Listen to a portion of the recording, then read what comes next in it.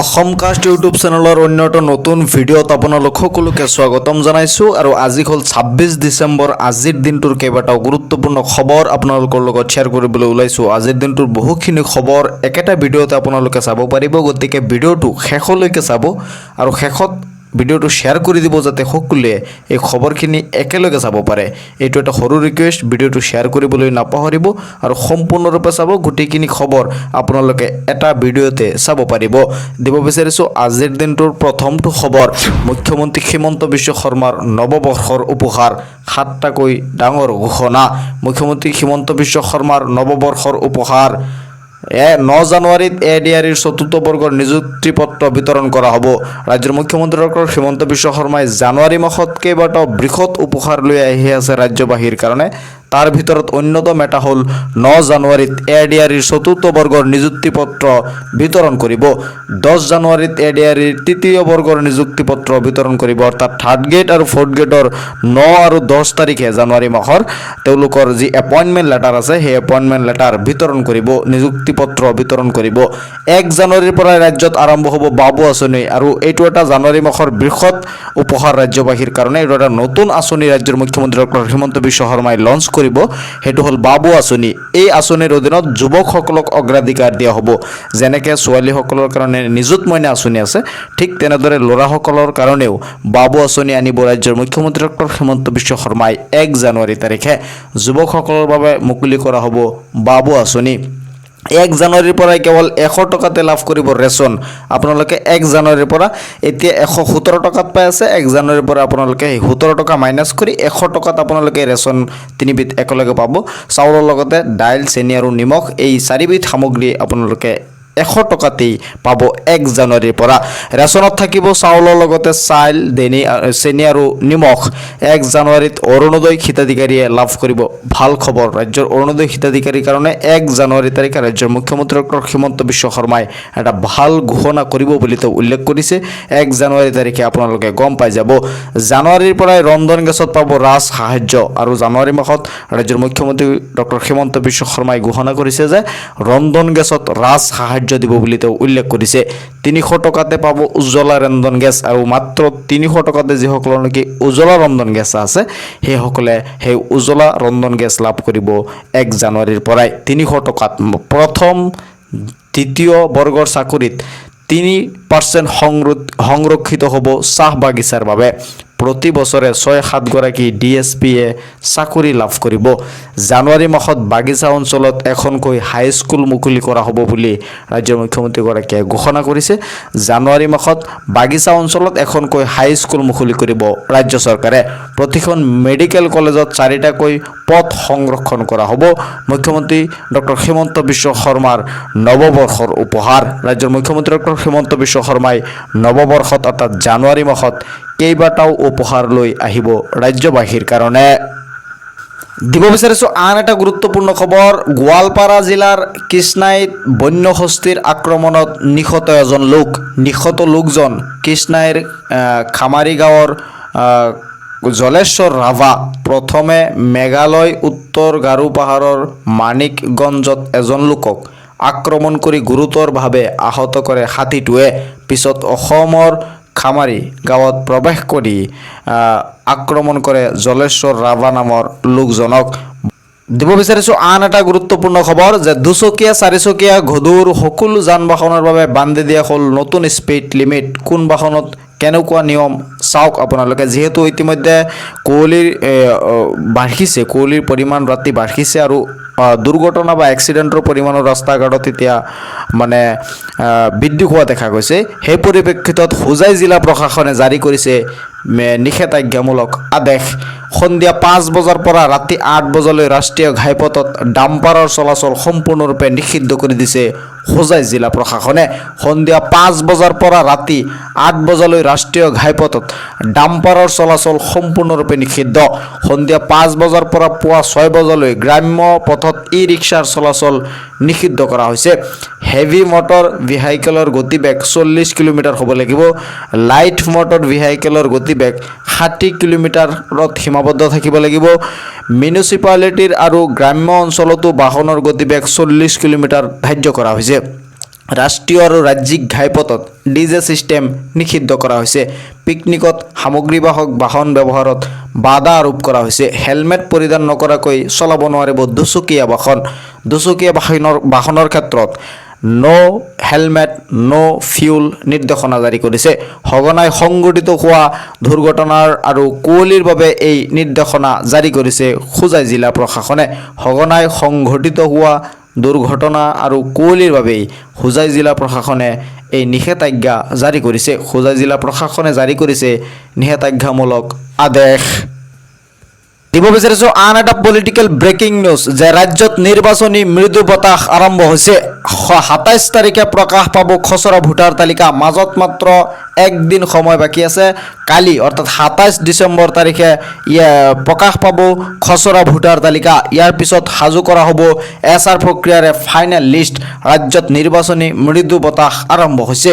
২৭ তাৰিখে প্ৰকাশ পাব খচৰা ভোটাৰ তালিকা অৰ্থাৎ অহাকালি ২৭ ডিচেম্বৰ তাৰিখে খচৰা ভোটাৰ তালিকা প্ৰকাশ পাব। ইয়াৰ পিছতে সাজু কৰা হ'ব এছআৰ প্ৰক্ৰিয়াৰে ফাইনেল লিষ্ট আৰু ফাইনেল লিষ্ট আপোনালোকে পৰৱৰ্তী সময়ত পাই যাব।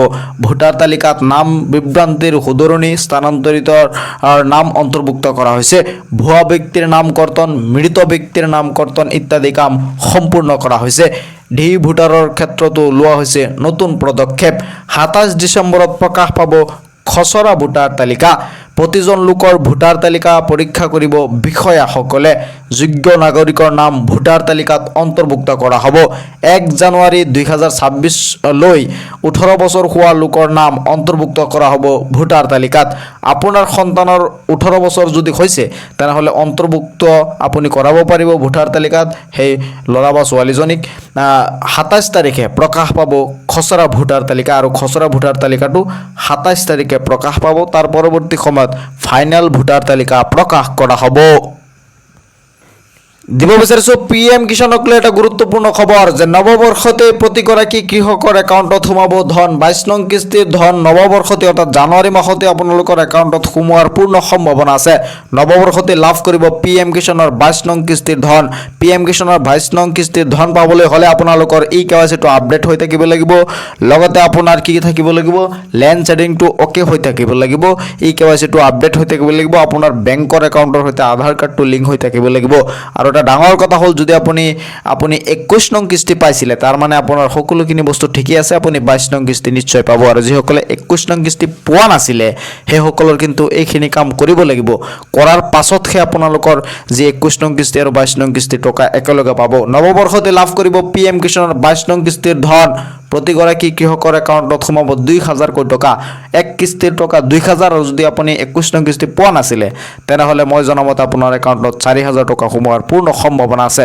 গতিকে আপুনি প্ৰথমতে KYCটো কৰক আৰু লেণ্ড ছেডিংটো ঠিক হৈ আছে নে নাই সেইটো আপুনি প্ৰথমতে চাওক। আপুনিও সাজু হওক PM কিষাণৰ ২২ নং কিস্তিৰ ধন ল'বলৈ। নতুন নিয়মেৰে এইবাৰ দেশৰ কৃষকৰ একাউণ্টত জমা হ'ব ধন। আজিয়েই কৰি লওক KYC আপডেট। যদি KYC আপডেট কৰা নাই তেনেহ'লে আজিয়েই কৰি লওক। KYC আপডেট নকৰিলে লাভ নকৰিব PM কিষাণৰ ধন। PM কিষাণৰ ২২ নং কিস্তিৰ ধন পাবলৈ সাজু হওক প্ৰকৃত কৃষকসকল। যিসকল নেকি প্ৰকৃত কৃষক আছে সেইসকল সাজু হৈ যাওক। কাৰণ যিসকল ভুৱা কৃষক আছিল সেইসকলৰ নাম ইতিমধ্যে কৰ্তন কৰি দিয়া হৈছে। বহুতৰে নাম কৰ্তন কৰা হৈছে। নতুন নিয়মেৰে এইবাৰ দেশৰ কৃষকৰ একাউণ্টত জমা হ'ব ধন আৰু এই ২২ নং কিস্তিৰ ধন জানুৱাৰী মাহতে দিয়াৰ পূৰ্ণ সম্ভাৱনা আছে।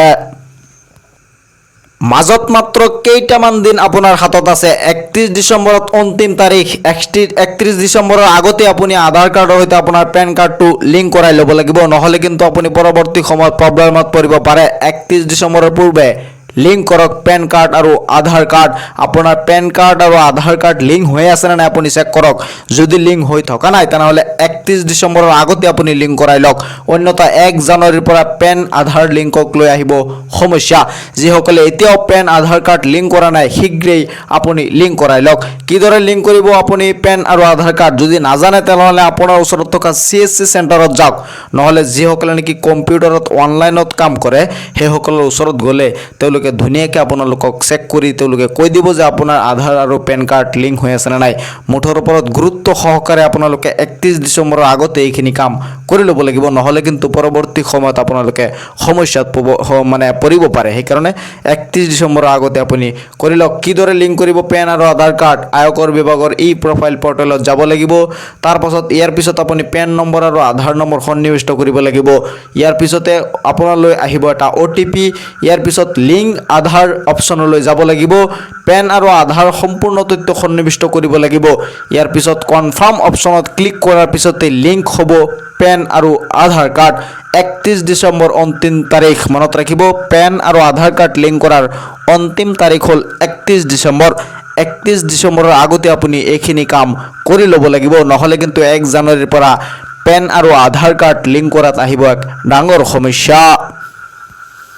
ৰাজ্যত নতুনকৈ আৰু 30 লাখ পৰিয়ালে লাভ কৰিব চৰকাৰী ঘৰ। প্ৰস্তুত PMAৰ নতুন হিতাধিকাৰীৰ তালিকা। মই আপোনালোকক এইটো চেনেলৰ জৰিয়তে আগতে জনাইছিলোঁ আপুনি কেনেকৈ আপোনাৰ নাম PMAৰ লিষ্টত আছেনে নাই বা চৰকাৰী ঘৰৰ লিষ্টত আছেনে নাই, নতুনকৈ জিঅ'টেক কৰাৰ পাছত আপোনাৰ নাম আছেনে নাই কেনেকৈ চেক কৰিব, মই আগৰ ভিডিঅ'ত আপোনালোকক কৈছিলোঁ। কিন্তু আজি আকৌ আপোনালোকক জনাই দিব বিচাৰোঁ, ৰাজ্যত নতুনকৈ চৰকাৰী ঘৰ দিয়াৰ পৰিকল্পনা চলি আছে। চৰকাৰে ঘৰ নোপোৱাসকলৰ বাবে আহি গ'ল এক ভাল খবৰ। যিসকলে নেকি চৰকাৰী ঘৰ পোৱা নাছিলে সেইসকলৰ কাৰণে এটা ভাল খবৰ আহি গ'ল। আপুনি চেক কৰি চাওক আপোনাৰ নাম লিষ্টত আছেনে নাই বা আপোনাৰ ঘৰটো চেংচন হৈছে নে নাই। যদি চেংচন হৈছে, ইতিমধ্যে বহুতৰে টকা 32,500 টকা যি আছে প্ৰথম কিস্তিৰ সোমাই গ'ল। ছেকেণ্ড কিস্তিৰ টকাও সোমাই গ'ল যিসকলে আগতে ঘৰ পাইছিলে, আৰু 3 নম্বৰ কিস্তিৰ টকাও সোমাই গ'ল যিসকলে নেকি প্ৰথমতে ঘৰ পাইছিলে। গতিকে ৰাজ্যত নতুনকৈ আৰু 30 লাখ পৰিয়ালে লাভ কৰিব PMAৰ ঘৰ। নতুনকৈ আৰু 30 লাখ মানুহে কৰিছে জিঅ'টেকিং। প্ৰস্তুত কৰিব নতুন হিতাধিকাৰীৰ তালিকা। এইটো এটা ইম্পৰ্টেণ্ট পইণ্ট যে নতুন হিতাধিকাৰীৰ তালিকা প্ৰস্তুত কৰা হ'ব। ইতিমধ্যে ভেৰিফিকেশ্যনৰ কাম চলি আছে। হয়তো আপোনাৰ ঘৰত মানুহ আহিছেনে নাই আপুনি কমেণ্টছ কৰি মোক জনাবলৈ নাপাহৰিব, কাৰণ ভেৰিফিকেশ্যন কৰাৰ পাছতহে এটা নতুন তালিকা প্ৰস্তুত কৰিব। যিহেতু বহুত ভুৱা হিতাধিকাৰী সোমাই গৈছিল, যধে মধে তেওঁলোকে গোহালিৰ ফটো মাৰিও জিঅ'টেকিং কৰিছিল। ইতিমধ্যে বাতৰি আপোনালোকে শুনা পাইছে। সেই বাতৰিৰ কাৰণে বা সেই প্ৰব্লেমৰ কাৰণে এতিয়া চৰকাৰে নতুনকৈ এটা হিতাধিকাৰীৰ এটা তালিকা প্ৰস্তুত কৰিব, আৰু সেই প্ৰকৃত হিতাধিকাৰীসকলকহে চৰকাৰে নতুনকৈ ঘৰ দিব বুলি উল্লেখ কৰিছে। আপোনাৰ নাম লিষ্টত আছে নে নাই কমেণ্টছ কৰি জনাবলৈ নাপাহৰিব।